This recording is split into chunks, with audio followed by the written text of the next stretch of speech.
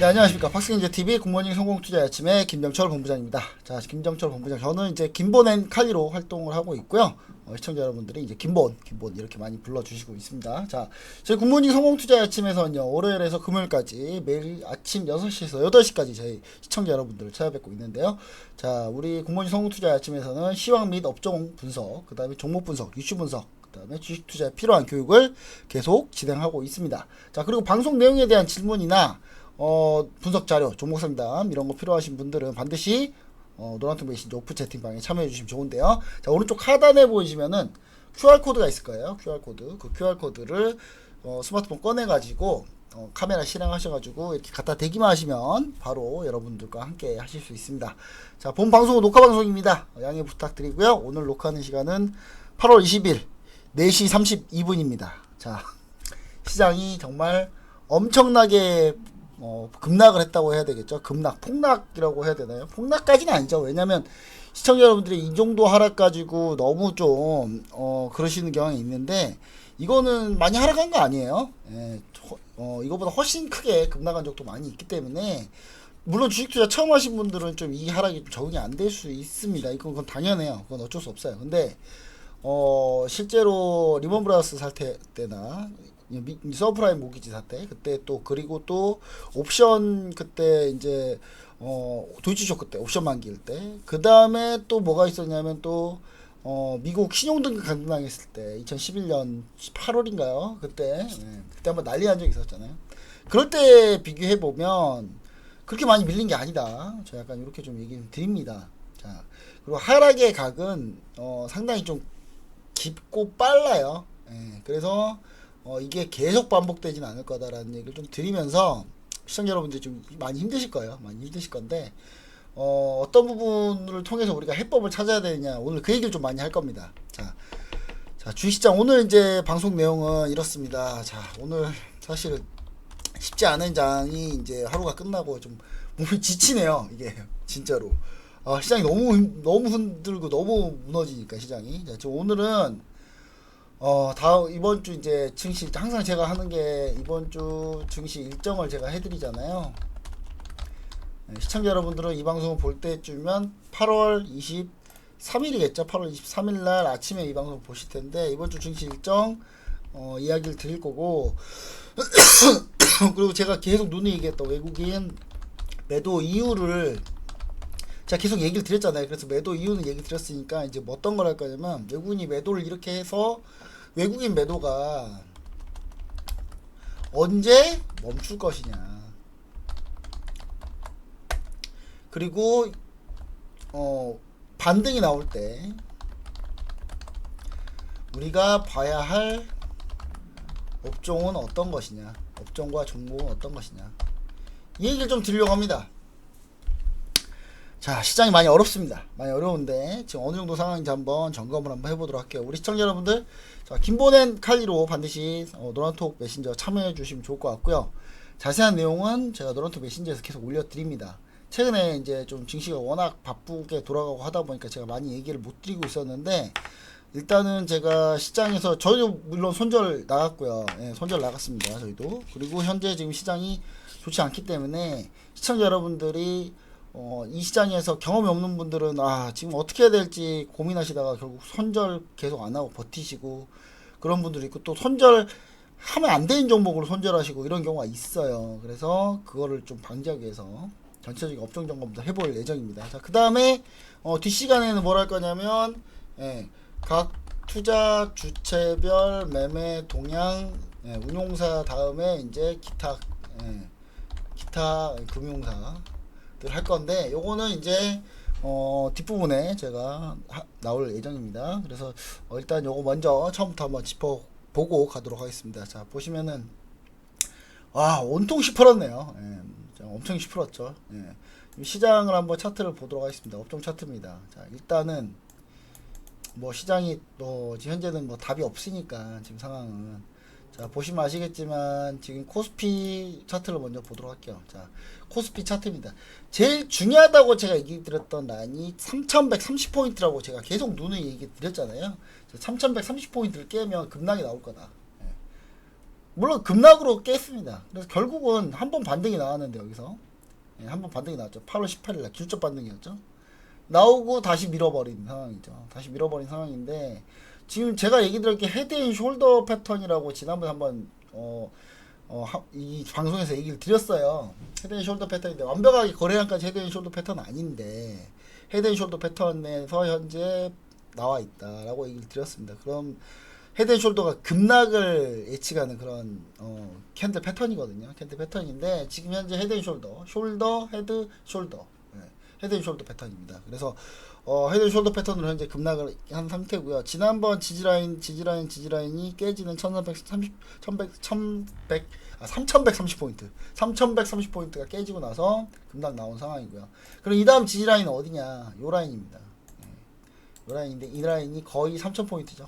거의 3000포인트가 3000포인트 후퇴하셔도 된다. 그럼 이제 3000포인트가 이제 그 다음 지지라인이다. 그래서 3000포인트까지는 열어두고 대응하자. 3000포인트까지 밀린다. 밀린다고 보시고 대응하시면 좋을 것 같은데 이거의 반전이 되는 기점은 제가 어떤 포인트인지 제가 좀 얘기를 좀 드릴게요. 얘기를 좀 이따 드릴 거고. 자, 코스닥을 보겠습니다. 코스닥은 이미 1000포인트를 그냥 시원하게 깨버렸어요. 그냥 1000포인트를 시원하게 깨버렸고 이날 1000포인트 한번 지지 나왔죠. 8월 18일날. 그러니까 8월 18일날 지지가 다 제가 예전부터 강조드렸던 3130포인트 코스피, 그 다음 코스닥은 1000포인트 지지라인이었는데 그때 8월 18일날 다 지지했다가 한 번에 다 깨지는 모습입니다. 다 깨진 모습인데 이틀 동안 깨졌죠. 자, 그 다음 지지라인은 요 라인이 되겠습니다. 이제 요 라인이죠. 근데 그 라인에 딱 지금 걸려있죠. 지금 그 라인이 얼마냐? 960포인트. 960포인트 현재 지금 딱 걸려있는 모습. 960포인트다. 960포인트인데 지금 조금만 더 밀리면 이제 960포인트 왔다는 시점이잖아요. 그래서 최근에 코스닥이 많이 밀렸기 때문에 전 다음 주 의외로 코스닥이 조금 더 괜찮을 수도 있다라는 얘기를 드립니다. 미리 뺐기 때문에. 그래서 저는 이제 어떻게 생각을 하고 있냐면, 자, 여기서 이제 지지가 나오느냐 여부인데 다음 주에 미 증시가 조금만 받쳐주면은 저는 사실 요 라인에서 지지가 한번 나올 가능성이 있다라고 좀 얘기를 드리고요. 이 지지가 나온다면 거기에서 이제 조금 시간이 좀만 더 지나주면은 핵심 포인트는 목요일날 금통위가 핵심 포인트다. 이렇게 보시면 좋을 것 같아요. 목요일날 금통위가 핵심 포인트니까 목요일날 금통위에 좀 포커스를 맞추자. 이런 얘기 좀 드리고 싶고요. 그래서 현재 지금 목요일날 금융통화위원회에서 우리나라가 만약에 금리 인상을 하게 되면 지금 환율 차트를 한번 볼게요. 자, 우리나라가 금리를 인상하게 되면 원달러가 강세로 전환이 되고 지금 약세였다가 반전이 날 가능성이 있습니다. 근데 이게 이제 후속 코멘트가 중요한데 지금 이주열 총재가 분명히 금리 인상을 한번 하겠다라고 분명히 했는데 그게 이제 한 번, 두 번 내로 끝날 가능성이 높은데 금리 인상이. 근데 그런 금리 인상에 대해서 예를 들어 후속으로 추가적으로 금리 인상이 어느 정도 시그널을 좀 주면은 원화가 더 강세가 될 가능성이 있습니다. 근데 그게 아니면은 어차피 한번 강세되는 거 그거 이미 반영됐다라고 볼 가능성도 있어요. 그래서 또 금리 인상 안 할 가능성도 있다라는 거요. 그 부분도 좀 보셔야 됩니다. 금리 인상 10월로 미룰 가능성도 있어요. 그러니까 이번 금통위가 좀 기점이 될 가능성도 있다. 이번이 만약에 금리 인상 안 하게 되면 추가적으로 원달러가 더 갈 가능성. 그러면 1200원대까지도 한번 쭉 올릴 가능성도 있다. 그 부분을 염두에 보셔야 될 것 같습니다. 지금 상황은 그렇습니다. 그래서 우리가 이제 그 부분을 좀 주요 포인트로 보고요. 그럼 다음 주 언제냐? 일정표를 보면서 제가 얘기를 드리도록 하겠습니다. 자, 이 일정표 궁금하신 분들은 모두 다 노란통 메신저로 들어오시면 됩니다. 노란통 메신저로 들어오시면 제가 진행해드리고, 노란통 메신저 검색창에다가 오픈 채팅방 검색을 하셔야 돼요. 그냥 검색하시면 안 돼요. 오픈 채팅방 검색이라고 우리 시청자 여러분들이 잘 모를 수도 있는데 노란통 메신저에다가 요걸 먼저 누르셔야 돼요. 요걸 누르셔야 돼요. 요걸 노란통 들어가셔가지고 요거 누르신 다음에 오픈 채팅방으로 빠져서 오픈 채팅방 검색 돋보기를 누르셔야 돼요.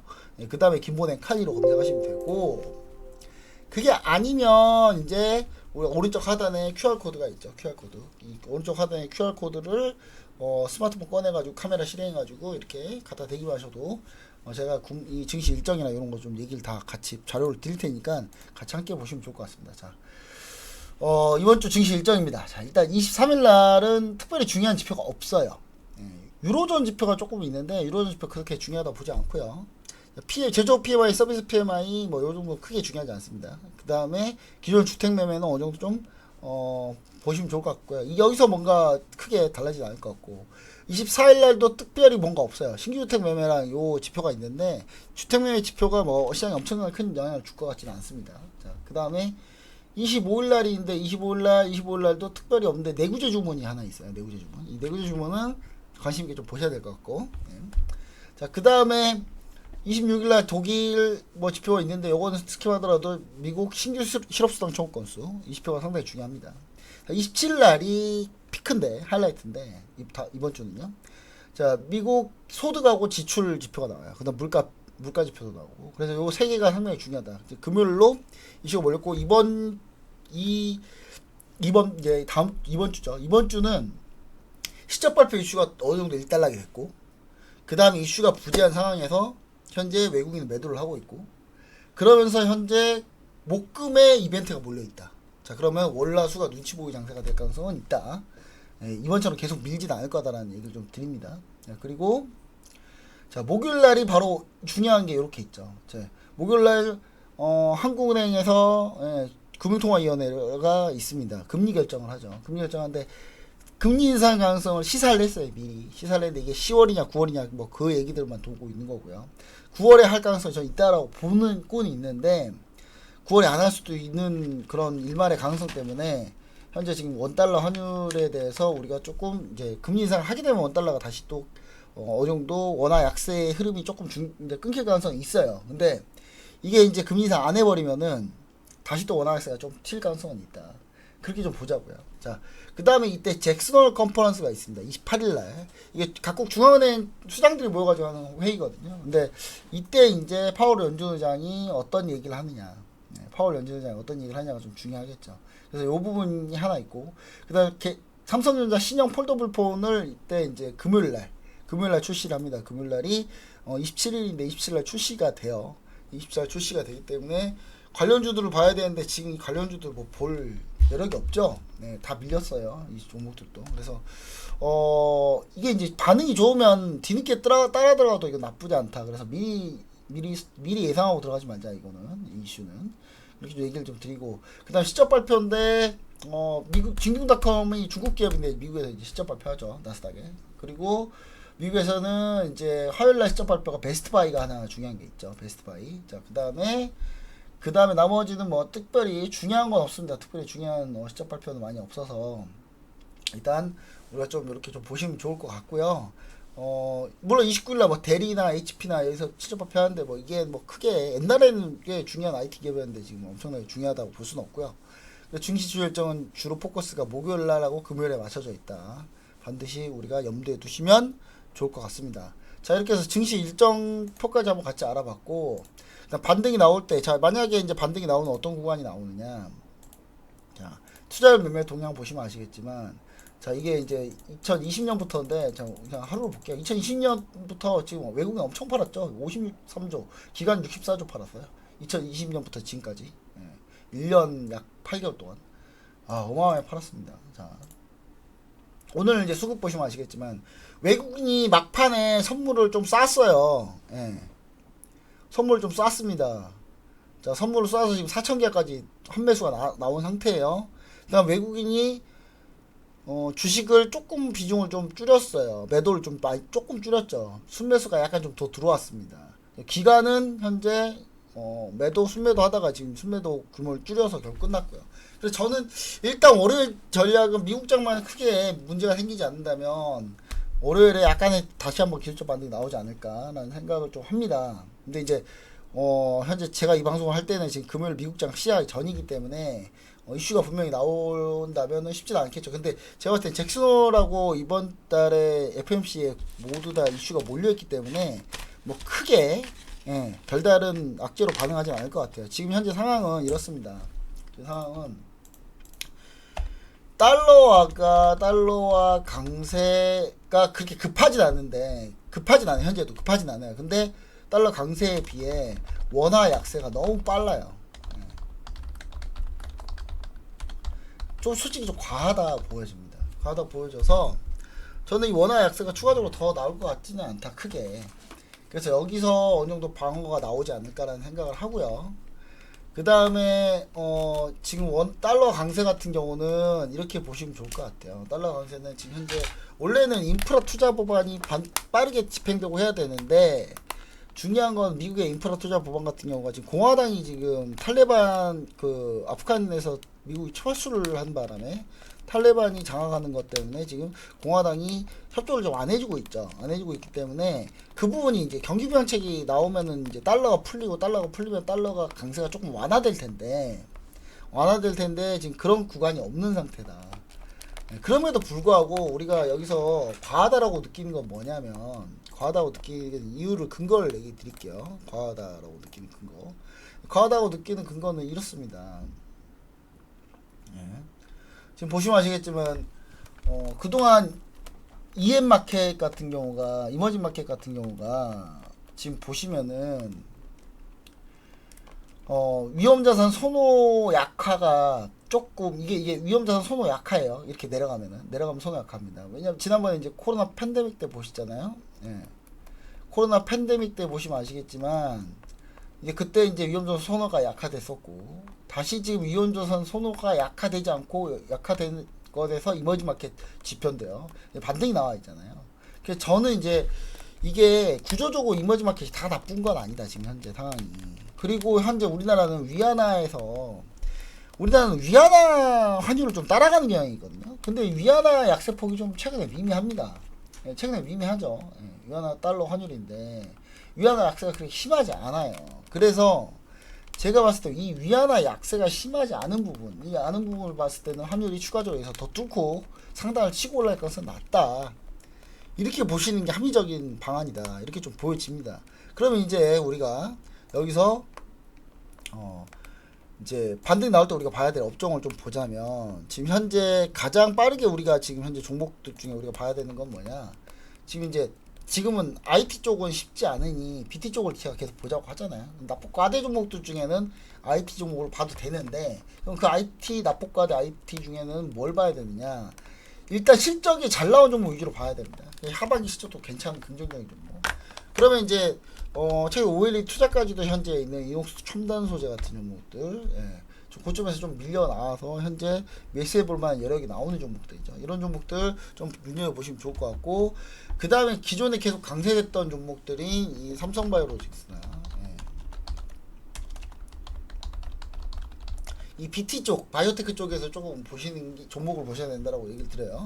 셀트리온도 치료제 관련 이슈가 있기 때문에 보시고, 만약에 이제 좀 공격적으로 하시고 싶다 하시는 분은 최근에 이제 백신 관련주들에 대한 얘기들이 좀 많이 있잖아요. 많이 있는데 여기서 우리가 좀 관심 있게 봐야 되는 거는 백신 원재료가 부족할 거다. 왜냐면 주구장창 지금 백신이 많이 필요한 상황이기 때문에 한 번 맞아가지고 답이 없고 부스터샷도 맞고 두 번째 부스터샷까지 맞아야 되는 그런 상황이 벌어질 줄 모른다라는 게 지금 전체적인 의견이잖아요. 그래서 지금 제가 봤을 때는 아이진이 오늘 다시 출발했는데 밀렸다가 다시 출발했다 고점 윗꼬리 달고 밀렸잖아요. 아이진이나 그 다음에 우리가 보고 서린바이오는 지금 따라가기 너무 늦었고요.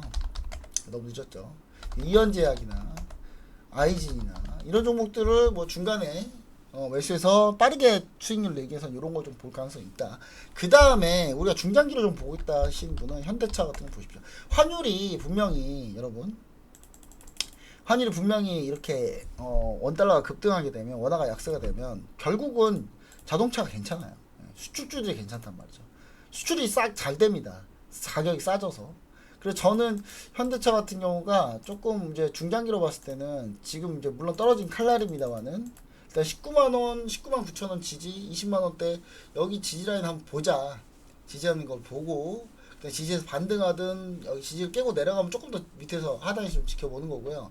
여기에서 반등하고 올라간다 그러면 그때 한번 현대차, 기아 이쪽 한번 보시면 좋을 것 같다. 왜냐면 자동차 관련주는 수출이 잘 될 거기 때문에 어차피 환율이 워낙 약세가 되면 수출줄이 다 좋기 때문에 그쪽으로 좀 볼만한 내용이다, 이렇게 보시면 좋을 것 같습니다. 자, 이렇게 해가지고 간단하게 이제 보유 종목 봐야 될 종목 업종을 좀 봤는데 추가적으로 더 있어요. 더 있고 백신 같은 경우는 지금 원료뿐만 아니라 뭐 다양한 종목들 추가적으로 우리가 얘기 드릴 종목이 많은데, 그래서 시청자 여러분들이 이거 좀 더 자세한 내용 원하시는 분들은 누란통 메신저 밑에 QR 코드 있죠. 오픈 채팅방 참여하시면 좋을 것 같습니다. 자, 오픈 채팅방 스마트폰 꺼내가지고 카메라 실행하고 이렇게 갖다 대기만 하시면 가능하다, 이렇게 좀 얘기를 드립니다. 자, 그럼 이제 바로 각 투자 주체별 매매 동향 요거 보도록 하겠습니다.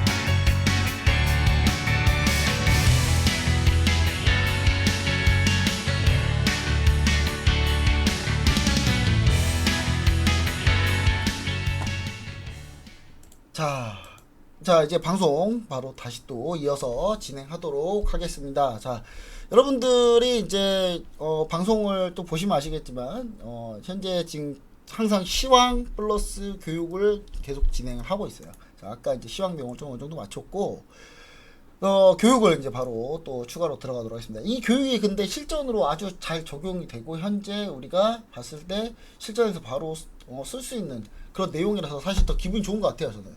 예. 그래서 이게 이제 우리가 지난번에 얘기 드렸던 외국인의 특징을 한번 했었잖아요. 외국인 특징, 외국인 어떻게 진행을 하고, 예, 그 다음에 뭐 증권사는 어떻게 진행되고, 투시는 어떤 형태고, 사모펀드는 어떤 형태고에 대해서 쭉 얘기를 드렸었는데, 그러면 이제 요거에 대한 리뷰를 조금 더 해볼게요. 자, 지금 이제 여기까지 제가 얘기 드렸잖아요. 예. 우리가 이제 증권사 얘기는 다 들었고, 자, 증권사 중에 증권사하고 이제 같은 증권업계이지만 증권사 위에 갑 위치에 있는 운용사와 자문사, 예, 여기를 이제 지난번 리뷰를 해드렸고, 여기는 이제 펀드 매니저가 여기에 있다. 자, 증권사에서 펀드 매니저가라고 하면은 그거 뭐라고 보면 된다? 예, 거짓말을 보면 된다. 예, 증권사 펀드 매니저가 없다. 네. 운용력은 있을지 몰라도, 예, 운용력 트레이더 딜러는 있을지 몰라도 신탁 운용력은 있어요. 예, 근데 거의 없어요, 인원 중에. 예. 그 팀은 뭐 특별한 팀이기 때문에 그런 거 말고는, 예, 자금 운용은 딱히 없다, 이렇게 보시면 좋을 것 같고요. 그다음 뭐 PB는 있을 수 있어요. PB가 자기가 저 펀드 매니저라고 하진 않아요. 예, PB는 PB라고 그러지. PB는 사실 투자 결정 1인 받아서 결정을 하긴 하지만, 예, 고객한테 1인 받은 내용 중에 3가지는 자기 마음대로 못해요. 예, 시점 종목, 예, 가격은 자기 마음대로 못합니다. 예, 얘기하고 해야 돼요. 예. 아무리 2임이라도 그거는 마음대로 할 수는 없어요. 자, 그래서 이제 우리가 물론 현장에 있는 분들은 이 얘기 듣고, 나 운영력, 나 증권사 1임 하고 있는데 나 마음대로 하는데, 예, 마음대로 하면 안 되잖아요. 예, 녹음 다 해서 하잖아요. 예, 다 증거 남겨놓고 하잖아요. 예, 그거는 이제 다 현장 계신 분들 다 충분히 아실 거예요. 예, 아실 겁니다. 자, 일단 운용사 자문사가 자금운용, 투자결정, 투자상품 운용에서 운용사 자문사는 남의 돈을 받아서 수익을 내주는 역할을 하는 거잖아요. 예. 그러니까 자기자본은 이제 프랍데스크라고 하고, 요것도 운용사 자문사 자기자본 투자가 있는데, 예, 요거 같은 경우는 수수료는, 예, 여긴 내야 되죠. 예, 증권사가 아니니까 여기 수수료를 내야 돼요. 예, 그래서 수수료를 내야 되는 부분이기 때문에 이거 수수료를 낸다. 자, 타인자본은 요건 특별계정이고 운용 세칙이 있다라고 제가 얘기 드렸습니다. 자, 그리고 운용사 자문사는 주목적이 타인자본이잖아요. 그죠? 예. 물론 자문사들 중에 이런 데 있어요. 뭐 이렇게 법인자금이 엄청 많고, 예, 자기 자본 자금, 거래 자금이 엄청 많고, 예, 타인자본은 많이 없어요. 예, 그런 경우 있습니다. 예.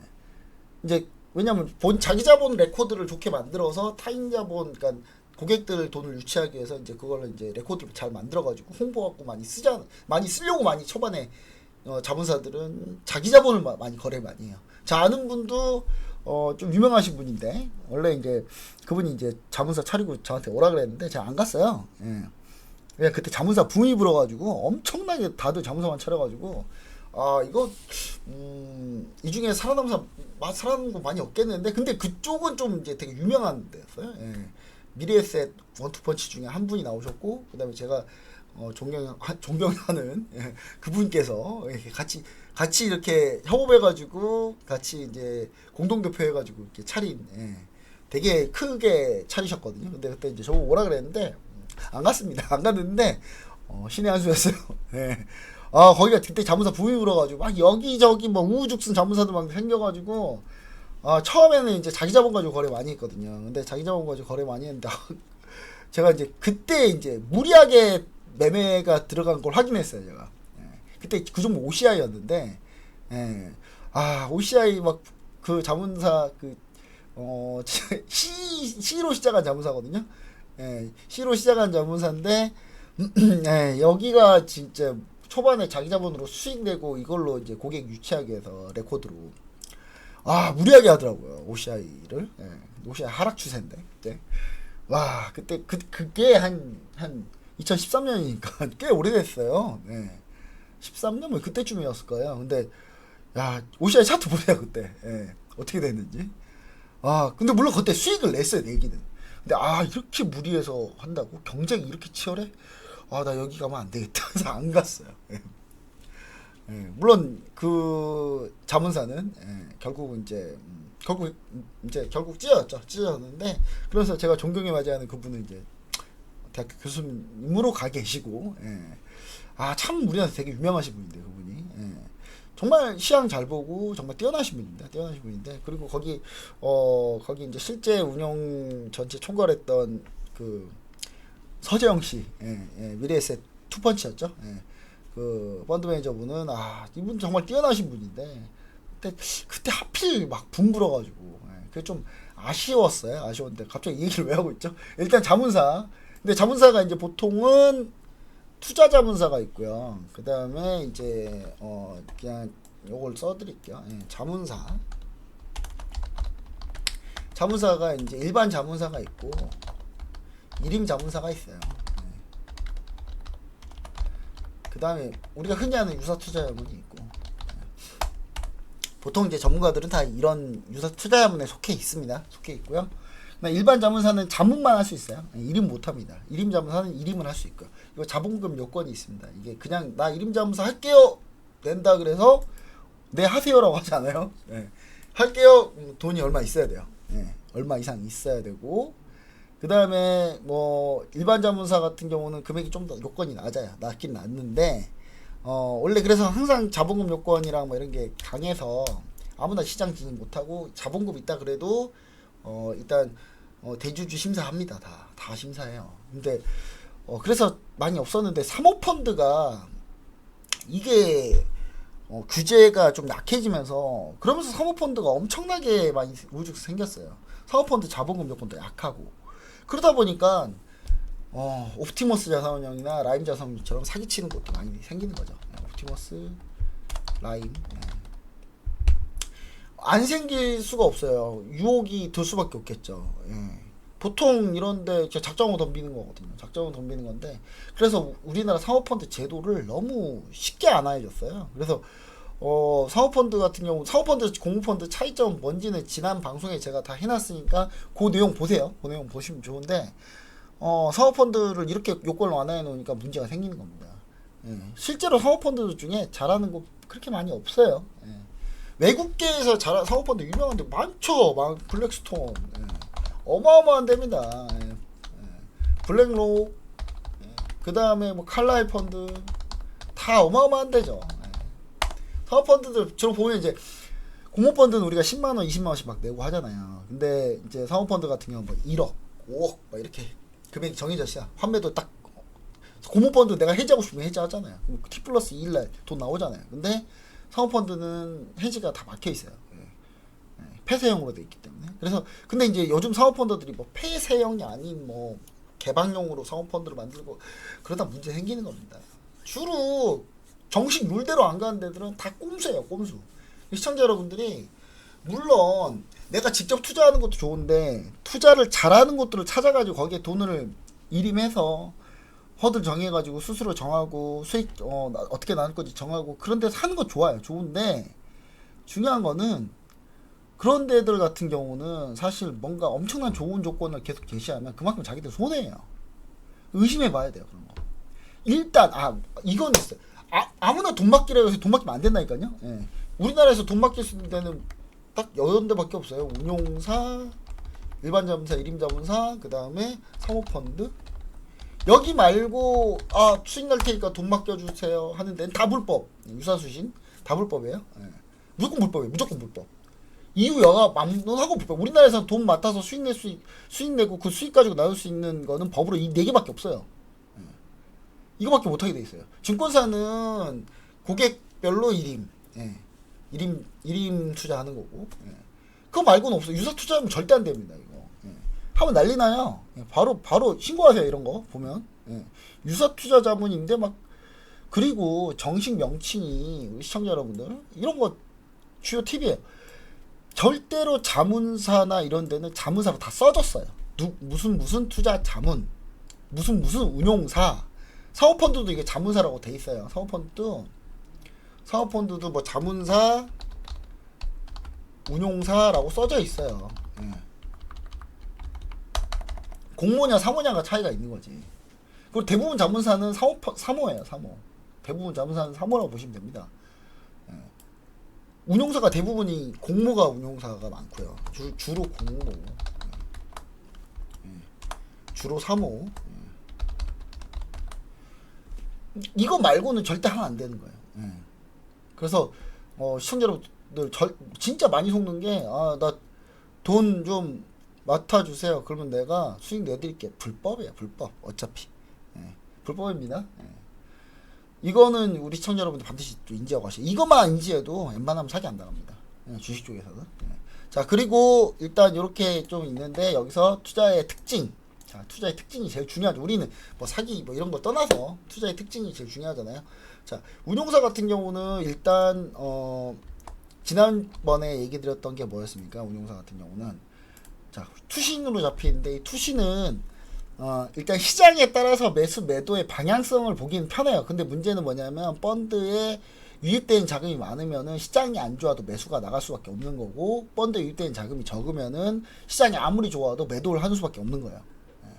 그 부분은 우리가 캐치하고 하면 되고요. 사모펀드 역시 마찬가지인데 사모펀드는 공격적으로 매매를 한다라고 보시면 됩니다. 왜냐면 주로 자문사인데 뭐 1억, 5억, 뭐 4억 뭐 이렇게 맡기면 수익률, 목표 수익률이 좀 높거든요. 그런 데는. 그런 데는 높기 때문에 그런 형태로 많이 한다라고 보시면 되고요. 그리고 일반 자문사들 중에 공모하는 자문사들 중에 선물옵션 거래하는 데가 있어요. 있습니다. 있는데 문제는 뭐냐? 많이 없어졌어요. 많이 없어가지고 선물옵션 파생 상품을 많이 안 해요. 그게 왜 어느 때 그런 일이 있었냐면 지난번 이제 예전에 2011년 11월이었을까요? 이때 이제 도이치 쇼크가 한번 났는데 이때 11월 옵션 만기일에 도이치뱅크가 수십조 원을 그냥 팔아버립니다. 동시효과 10분 만에. 그때 주주가 폭락을 해요. 그래서 이제 YGSL 자산운용이 파산했죠. 10분 만에. 딱 10분 만에 파산했어요. 10분 만에 바로 그냥 양매도 잡고 있다가 옵션 양매도 하다가 10분 만에 그냥 박살이 났어요. 그런 상황이 벌어지니까 이제 웬만하면 하지 말아라. 자문사 운용사들은 웬만하면 파생상품 안 했으면 좋겠다. 이게 이제 주요 정책 이슈였죠. 그래서 최근에 많이 없습니다. 많이 없고, 제가 아는 유명하신 분들, 잘하시는 분들, 우리나라 파생 진짜 잘하는 자문사 운용사 되게 많거든요. 그리고 정말 깔끔하게 잘하는데 되게 많은데 국내에서 거의 안 해요. 이제 해외에서 주로 해외 중국이나 뭐 이런 데 가서 많이 하시지. 요즘은 국내에서는 잘 안 하는 게 트렌드입니다. 그래서 파생 상품은 잘 거래 안 한다. 주로 할 때 주식하고 파생 연계해서 하는 물량들이 좀 대부분이다. 그렇게 보시면 좋을 것 같습니다. 자, 보시면은 거래량 훨씬 없잖아요. 금융투자가 어마어마하게 많이 하고요. 파생은. 원래는 여러분 여기 아는데 국가단체라고 있죠. 국가단체. 이 국가단체는 원래 우정사업부예요.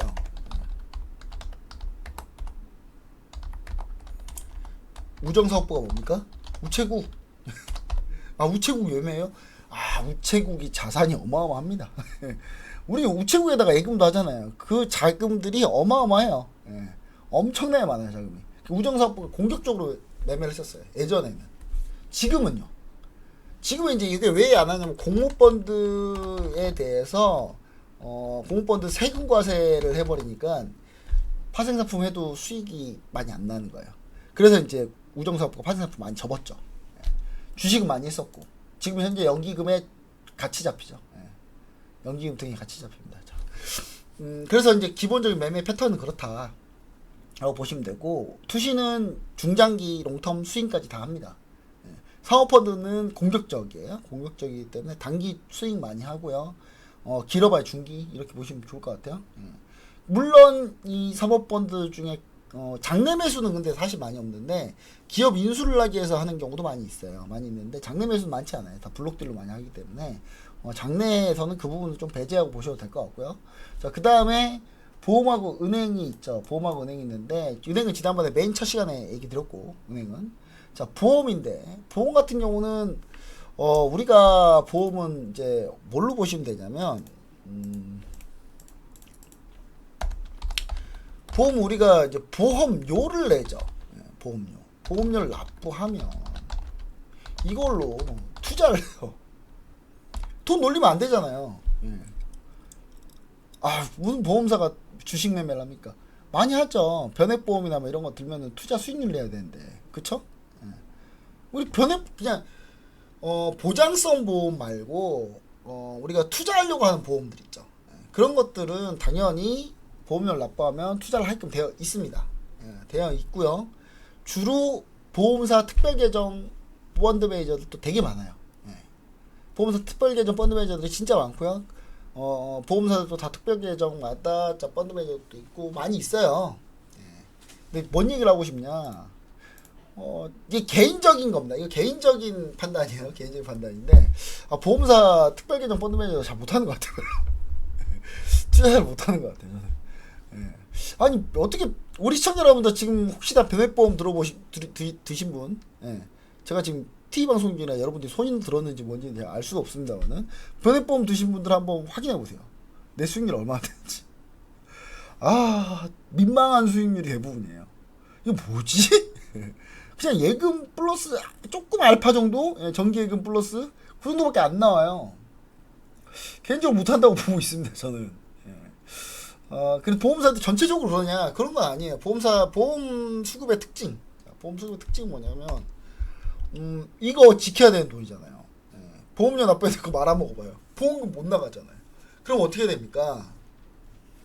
극도로 안전하게 투자합니다. 공격적이지 않아요. 보험에서 매수를 하는 종목이다. 종목별로 이렇게 볼 수가 있잖아요. 이렇게 종목별로 이렇게 보시면은 이렇게 볼 수가 있잖아요. 그럼 보험이 사고 팔고 이렇게 뜨잖아요. 근데 보험이 샀거나 판다. 그럼 뭐다? 보험이 샀다. 그러면 중장기 투자다. 중장기로 좋게 보는 종목이다. 거기에 대한 팁은 좀 있는 것 같아요. 그러니까 보험의 특별계정 펀드 매니저도 주로 보면은 중장기 트레이딩, 물론 중장기 트레이딩만 하진 않습니다. 하진 않는데 또 이 얘기 들으면 또 보험사 특별계정 팀도 막 전화 올 것 같은데 저한테 우리가 언제부터 우리 올 장기만 하지 않아? 그렇게 얘기할 텐데 뻔한데요. 제가 아는 분 중에 대한생땡 그 특별계정 운영 본부장님도 계시고 다 제가 아는 분도 많은데. 잘해요. 그분도 엄청 잘해요. 엄청 잘합니다. 잘하시는데 다 그렇다는 게 아니고요. 전반적인 흐름이 그렇다는 거예요. 다 그렇다는 건 아니고. 그래서 일단 중장기가 좀 많다. 그래서 이거 보험에서 많이 들어왔다. 수급이 많이 들어왔다. 이거 중기로 좀 본 종목들이구나. 단기간에 큰 빚은 보기 힘들구나. 근데 그때 이제 단기간에 큰 빚은 보기 힘들어도 그때 들어올 때 다른 수급이 같이 들어오면은 그 종목이 올라가겠죠. 그래서 저희가 이제 투신을 한 중기 정도로 보고 보험을 장기 정도로 봐요, 저희는. 주로. 그렇게 보시면 됩니다. 일단은 우리가 그런 형태로 우리가 보험을 좀 이해하시면 좋을 것 같다. 이렇게 좀 얘기를 좀 드리고요. 그 다음에 기타 금융 패스할게요. 기타 금융 패스하고 연기금입니다. 연기금인데 연기금 해야 될 거 우리가 좀 내용이 많아요. 연기금 해야 될 내용이 많은데 왜 많냐? 제가 연기금 출신이다 보니까 할 말이 많아요. 엄청 많습니다. 연기금의 투자 스타일, 행태, 어떻게 투자하는지 그 얘기를 좀 해보려고 해요. 자, 자, 연기금을 한번 얘기를 좀 드려보도록 할게요. 자, 연기금. 자, 잠깐 뭐 하고 있느라고 제가 잠깐 일시정지에다가 다시 영상을 틀었습니다. 자, 연기금에 대한 내용을 좀 얘기를 좀 드리도록 하겠습니다. 자, 연기금. 자, 우리나라 연기금뿐만 아니라 연기금에는 또 어떻게 있냐면요. 연기금 이 수급에는 정확하게 국민연금이 있고요. 공무원연금, 규모별로 규모 순서대로 할게요. 사학연금이 그 다음이고, 그 다음에 공무원연금, 군인연금, 그 다음에 각종 공제외, 플러스 우정사업부가 있어요. 국가단체라고 돼 있죠. 우정사업부에는 국가단체, 이게 국가단체입니다. 국가단체. 그 다음에 여기뿐만 아니라 플러스 각 지자체. 지자체가 투자를 해요? 지방자치단체 다 투자합니다. 지방자치단체들이 뭐 어떤 시, 군, 뭐 이렇게 예를 들면 뭐 주로 도 단위로 많이 해요. 도 단위로 뭐 이렇게 시 단위로 뭐 크게 하진 않고 도 단위로 많이 하고요. 각 지자체들 또 국가단체로 잡혀요. 진짜요? 아니, 그런 게 있어요? 아니 갑자기 지자체가 투자한다는 얘기 처음 들어봤는데, 어디든 자금이 남는 데는 투자를 한다니까요. 가만히 놔두면 안 되잖아요. 어떻게 가만히 놔둬요? 투자해야지. 어디 가면 투자해야 될 거 아니에요. 물론 은행에 많이 넣겠죠, 당연히. 근데 꼭 그런 데만 있느냐? 대표적인 사건이 있어요. 여러분들 이거 검색해 보세요. 오렌지 카운티 사건이 있는데, 미국 캘리포니아에 오렌지 카운티라고 있는데, 미국이에요. 미국 캘리포니아. 여기는 파생 상품 투자했어요. 근데 왜 얘가 유명하냐? 파생 상품 투자하다가 한 방에 망했어요. 한 방에 망했어요. 한 방에. 파산. 실제 있는 일이에요. 실제 있는 일을 얘기 드리는 겁니다. 내가 얘기하면 시청자 여러분들 처음 듣는 내용이라 진짜 저래요? 말이 됩니까? 다 실제 있는 얘기만 하는 거예요. 방송에서 제가 어떻게 거짓말 하겠습니까? 실제 있는 얘기예요. 오렌지 카운티가 파생 상품 투자하다가 파산을 합니다. 실제로 막 이런 일이 벌어져요. 우리나라도 당연히 지자체가 투자를 합니다. 그건 당연한 일이에요. 펀드 매니저들 공고 막 펀드 매니저들 이직하고 막 이럴 때 있잖아요. 지자체 펀드 매니저 뽑을 때도 있어요. 그럴 때 막 가고, 이것뿐만 아니라 뭐 장학재단 이런 데도 막 펀드 매니저 뽑아요. 펀드 매니저가 의외로 막 뭐 운용사, 자문사 이런 데뿐만 아니라 각종 막 이런 데가 많이 있습니다. 많이 있고, 돈이 조금이라도 모여서 굴려야 되는 곳이다라고 하면 다 펀드 매니저 있다고 보시면 돼요. 국가 단체들 중에 대부분이 다 있다라고 보시면 돼요. 거기 이제 물론 대부분의 운용을 어떻게 하느냐, 대부분의 운용을, 자금 운용을 주로 운용사에 위탁 운용을 합니다. 그러니까 우리나라 되게 유명한 뭐 삼성자산 운용, 뭐 미래에셋 자산 운용 이런 데다가 위탁을 맡겨요. 맡기면은 그거 가지고 거기서 매매하고 거기서 수익 나면 그 수익의 일부 주고 가져오고, 그런 식으로 돼 있어요. 돼 있는데 직접 투자하는 데도 많아요. 직접 투자, 왜냐면 돈을 다 100% 그렇게 못 돌리니까.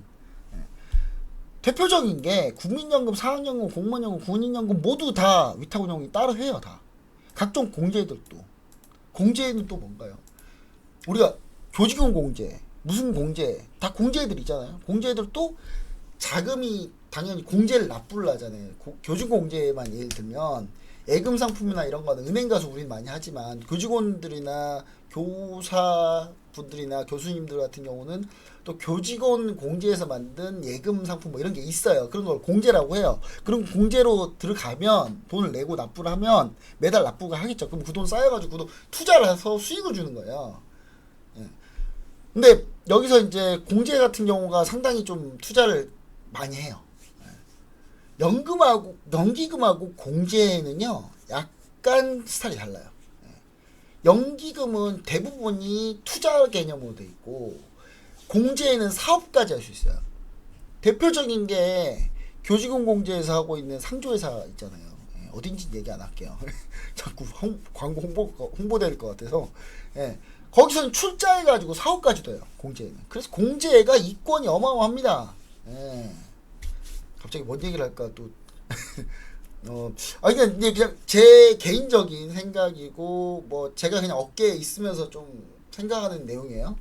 공제들이 사업이 직접 출자해서 사업을 많이 하다 보니까 비리도 많아요. 예, 비리도 많은 것 같아요. 제 생각은. 예. 연기금, 사학연금, 뭐 국민연금, 연기금 같은 경우는 주로 투자밖에 못해요. 출자를 해서 무슨 사업을 못해요. 법적으로 그렇게 돼 있어요. 그러면은 그렇기 때문에 뭐 비리가 많지는 않아요. 예. 공제보다 훨씬 덜한 것 같아요. 제 느낌, 예, 개인적인 의견입니다. 근데 저 말고 보편적으로 다들 그렇게 생각하더라고요. 이 업계에 계신 분들은. 예. 그래서 이제 가장 중요한 거, 여기서 가장 규모가 큰 게 어디입니까? 국민연금이죠. 예. 국민연금 규모가 얼마인데요? 600조 원 정도 됩니다. 어마어마하죠. 예. 600조 원이면 뭐, 예. 어마어마합니다. 예. 자, 600조 원 다 주식에 투자합니까? 절대 그렇게 안 합니다. 자, 사학연금 한 15조 되나? 예, 15조 원 정도 될 거고, 공무원연금은 마이너스 될 것 같아요. 예. 공무원들은 많은데 줘야 될 돈 많은데 납부할 돈이 별로 없어가지고 나라 세금이 많이 들어가죠. 공무원연금에는. 군인연금 마찬가지고. 예, 사학연금까지가 좀 괜찮은 것 같아요. 예. 근데 우리나라 국민연금이나 사학연금이나 나중에 이제 수급구조상 인구구조가 우리나라가 인구구조가 안 좋기 때문에 뒤로 가면 갈수록 국민 세금이 많이 들어갈 거예요.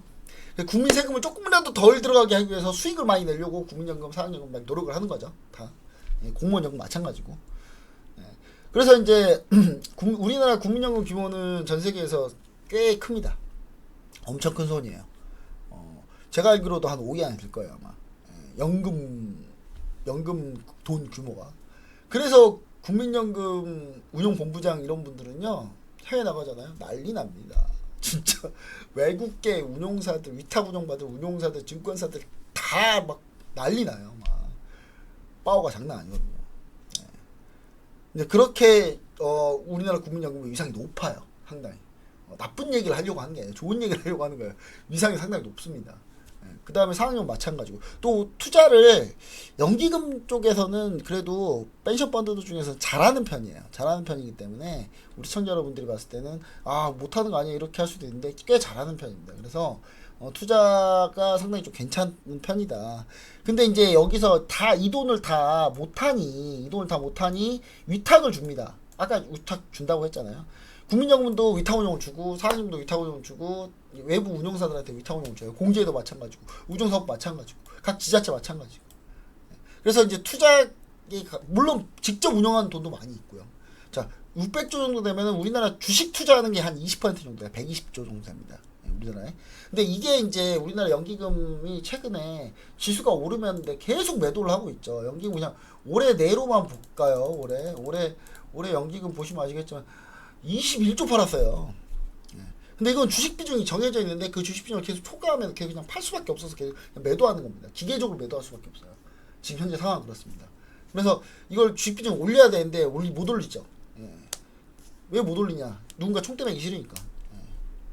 왜 총대 매기 싫은지는 제가 다음 시간에 좀 추가적으로 얘기 드리는데, 그래서 연기금이 대신 매도를 한다, 연기금 직접 매수한다, 위탁운용 준 데서 매도한다 하면은 보통은 장기, 롱텀. 그리고 한번 매수할 때 물량이 꽤 많기 때문에, 자금이 크고 꽤 많기 때문에 하루에 매수 못합니다. 그래서 CD 주문으로 분당 끊어가지고 나가는 주문으로 며칠 내내 사거든요. 그래서 연기금 같은 경우는 수급의 연속성이 있다. 이런 부분을 체크 포인트로 보시면 좋을 것 같고, 요거 응용은 제가 다음 시간에 한 이 시간 마지막 끝내려고 했는데 다 못 끝낼 것 같네요. 다음 시간에 추가적으로 거시경제 지표 들어가면서 그 앞부분에 제가 추가적으로 하도록 하겠습니다. 이상으로 교육을 모두 마치도록 하겠습니다. 궁금하신 내용 노란토 메신저 반드시 참여해서 진행해 주시면 좋을 것 같습니다. 감사합니다.